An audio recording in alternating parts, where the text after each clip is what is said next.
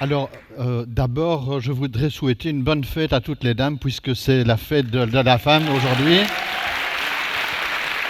Et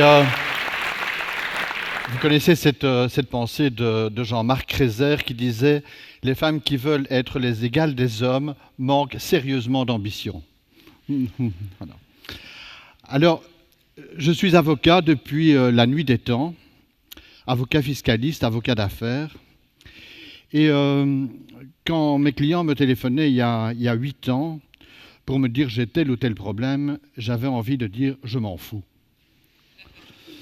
Et donc, je me suis dit que c'était peut-être le signe que je devais changer quelque chose à ma vie, euh, parce que je pense que quand on n'est plus dans l'enthousiasme, c'est justement le signe qu'on doit changer quelque chose à sa vie. Et vous savez sans doute d'où vient le mot enthousiasme. Il vient du grec entheu atmos, ce qui littéralement signifie dans le souffle du divin. Ça n'a évidemment rien de religieux, on pourrait dire que c'est le souffle de la transcendance. Bon, il est vrai que parfois je faisais du droit fiscal de manière un petit peu particulière parce que je me souviens qu'il y a 25 ans, une avocate me téléphone en disant Luc, j'ai un gros problème, un client richissime qui fait l'objet d'un terrible chantage fiscal de la part de sa fille qui par ailleurs lui vole plein d'argent, etc. Je dis très bien, viens avec ton client.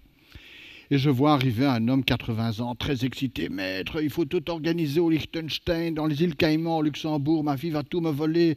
Elle me fait un chantage fiscal, etc. Je le laisse partir comme un cheval fou au grand galop. Et je ne l'interromps plus pendant 10 minutes. Et au bout de 10 minutes, je l'interromps tranquillement. Et dans sa tête, il vient voir un avocat fiscaliste. Et je dis, monsieur, est-ce que vous n'avez pas le sentiment que tout l'argent que vous vole votre fille n'est rien d'autre que le symbole de l'amour que vous ne lui avez jamais donné? Consternation chez l'avocate. Le client ne m'entend pas, continue de plus belle, Taillot, Liechtenstein, île Caïman, etc. Et je le laisse repartir et je ne l'interromps plus.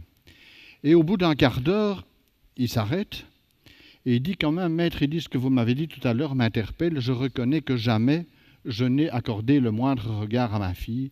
J'étais toujours en voyage d'affaires, je m'occupais de mon business, etc.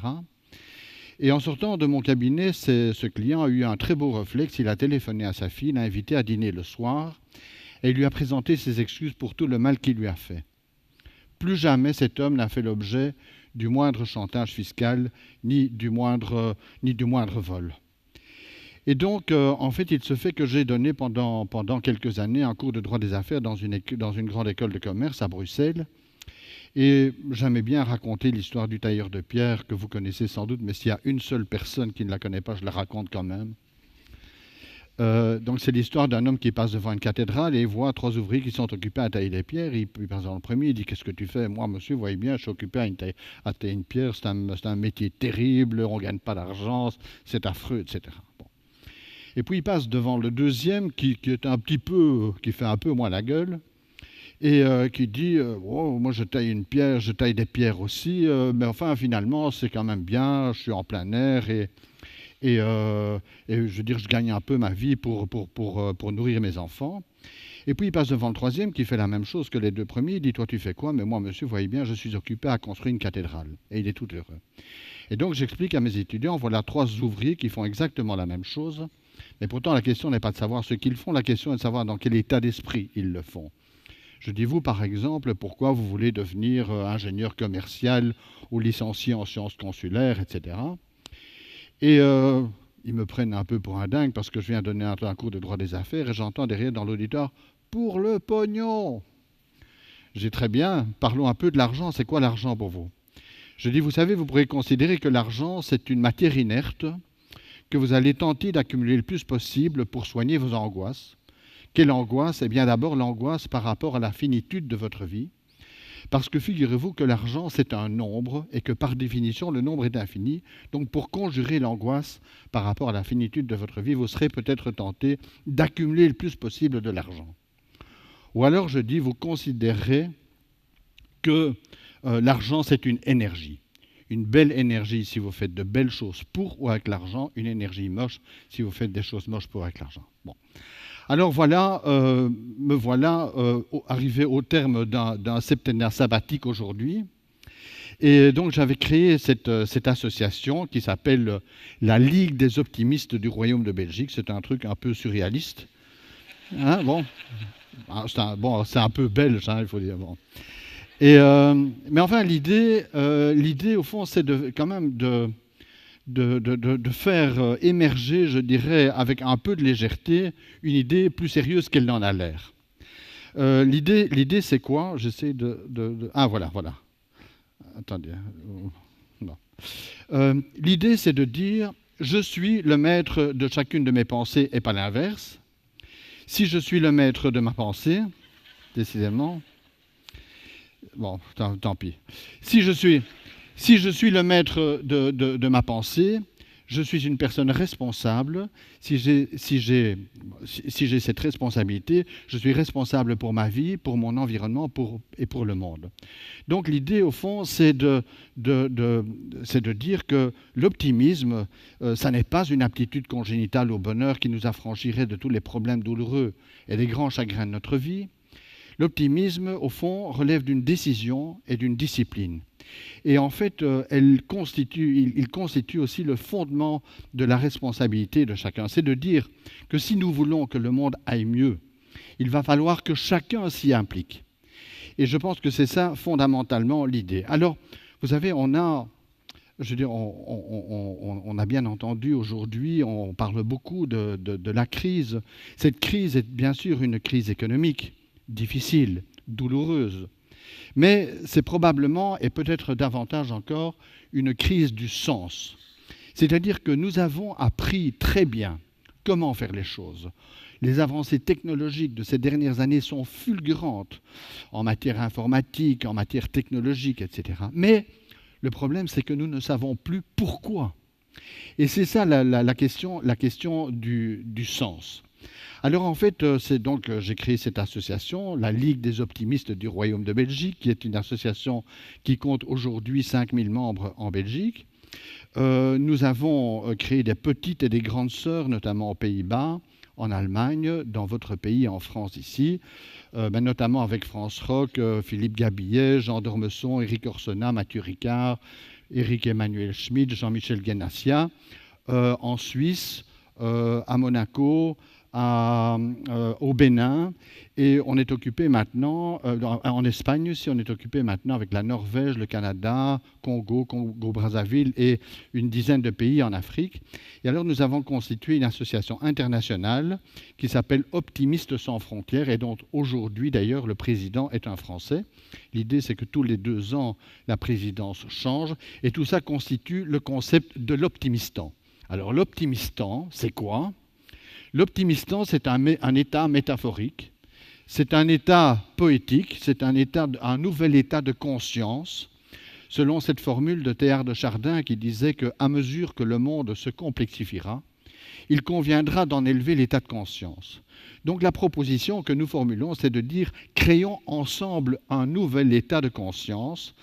Et d'ailleurs, tous les citoyens de l'Optimistan, c'est-à-dire tous les membres de toutes les associations d'optimistes, recevront bientôt un vrai passeport de l'Optimistan avec un QR code qui nous permettra d'entrer en contact avec chacun d'eux. Mais pour moi, l'optimisme, ce n'est pas uniquement le contraire du pessimisme. Je pense que c'est davantage encore le contraire du cynisme. Le cynisme, ça, c'est une véritable peste. Et je pense réellement qu'aujourd'hui, le monde est en train d'évoluer de manière extrêmement cynique. Ce capitalisme financier est devenu absolument cynique. Et je pense que ce monde-là, ce monde que nous avons construit ici en Occident, ce monde de l'argent, ce monde-là, on va devoir le détruire. Et je crois qu'il va mourir d'ailleurs de son cynisme, au même titre que le communisme est mort de son cynisme, s'il n'évolue pas et rapidement vers davantage de fraternité. Donc je pense qu'au fond, l'optimisme, c'est aussi cette prise de conscience que nous sommes tous reliés les uns aux autres et que nous sommes aussi reliés à la planète. Et donc je pense que l'idée, c'est quand même de remettre un peu de souffle dans la vie et que nous ne devenions pas la vermine de la planète. Moi, ce que je voudrais faire, c'est à la limite participer modestement au réenchantement du monde. Ça me paraît une tâche absolument fondamentale. Je pense que, si vous voulez, nous avons aujourd'hui, on a bien compris comment faire les choses, mais maintenant il faudrait qu'on remette de l'esprit. Alors, par exemple, nous avons également on a un grand projet qui est de créer une école d'actionnaires, la Optimistan Shareholder School. Pourquoi une Optimistan Shareholder School? Mais parce que, vous savez, il y a longtemps qu'on me dit que je devrais absolument créer une Optimistan Business School. J'ai un problème avec les business schools qui enseignent que le but de l'entreprise, c'est le profit. Moi, je pense que ça, c'est encore la manifestation d'un cynisme. Je pense que le but de l'entreprise, ça n'est pas le profit. Le but de l'entreprise, c'est l'action juste pour l'humanité et pour le monde, et que le profit doit être la conséquence nécessaire de l'entreprise. C'est le profit, évidemment, qui est absolument nécessaire, mais qui est là pour en fait assurer la pérennité de l'entreprise, mais ça ne peut pas être le but. Et donc, ce que je voudrais, c'est parler en quelque sorte aux personnes qui ont véritablement le pouvoir de décision. Parce que malheureusement, on constate que de nombreux managers se comportent comme, je dirais, de véritables mercenaires d'un capital qui devient de plus en plus cupide. Et ce que je ne peux plus supporter, très franchement, c'est d'entendre des actionnaires dire « oui, mais nous donnons du travail aux ouvriers ». Je n'ai jamais entendu un ouvrier dire « oui, mais je donne du dividende à mes actionnaires ». Eh bien, je dis non, ce ne sont pas les actionnaires qui donnent du travail aux ouvriers ou aux salariés.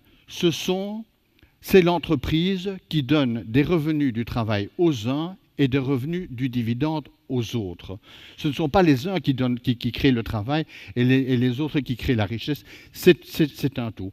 Et donc, je pense qu'il va falloir réfléchir vraiment